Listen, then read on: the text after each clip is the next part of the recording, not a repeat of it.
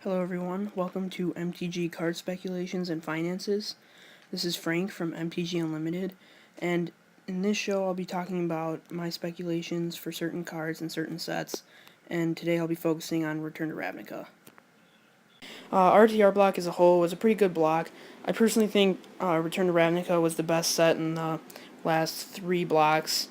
Just really good set overall, has a lot of modern and legacy staples.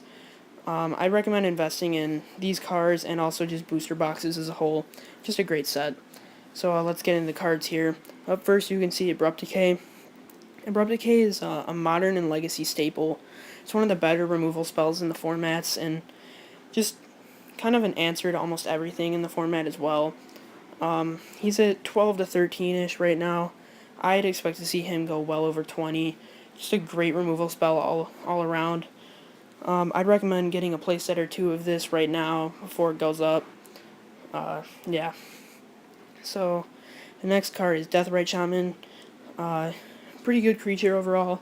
He was a modern staple for a while in Jund, but after he got banned, the price hasn't really dropped that much since he got banned, and that's because he's played so heavily in Legacy, and the demand for him is still so high.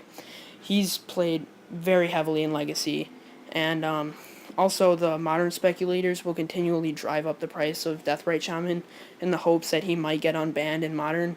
I definitely recommend picking up a playset of Deathray Shamans, at least. Next card is Supreme Verdict. This is a great board wipe. Pretty much just gets rid of everything in the formats for Legacy. It's played more commonly, I think, than Day of Judgment or Wrath of God.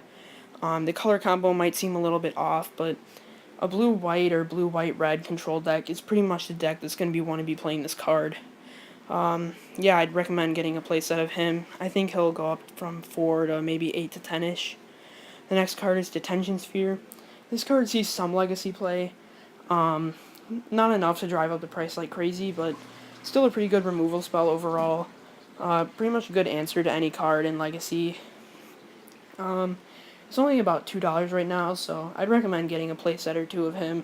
It's not really that much money, and I think he'll probably go up to like 4 to 5-ish, especially with casual demand as well. Now, the Shocklands. I'd recommend getting at least a playset of every Shockland. These cards are played very heavily in Legacy, Modern, Commander, and Vintage. Just a great combination with fetch lands. The price of these are at the lowest ever. They're only about 10 a piece right now, especially for the Gatecrash ones. I really expect to see these guys go, depending on which Shocklands, but I think the Shocklands will go well over 20, maybe even some of them closer to 30. They're really heavily played in every format, and once these start disappearing from people's trade binders after rotation, going into decks or getting sold, people are going to start to panic. There won't be as much supply anymore, so people will definitely be able to pay more for them or want to pay more for them since there's a lot fewer copies around.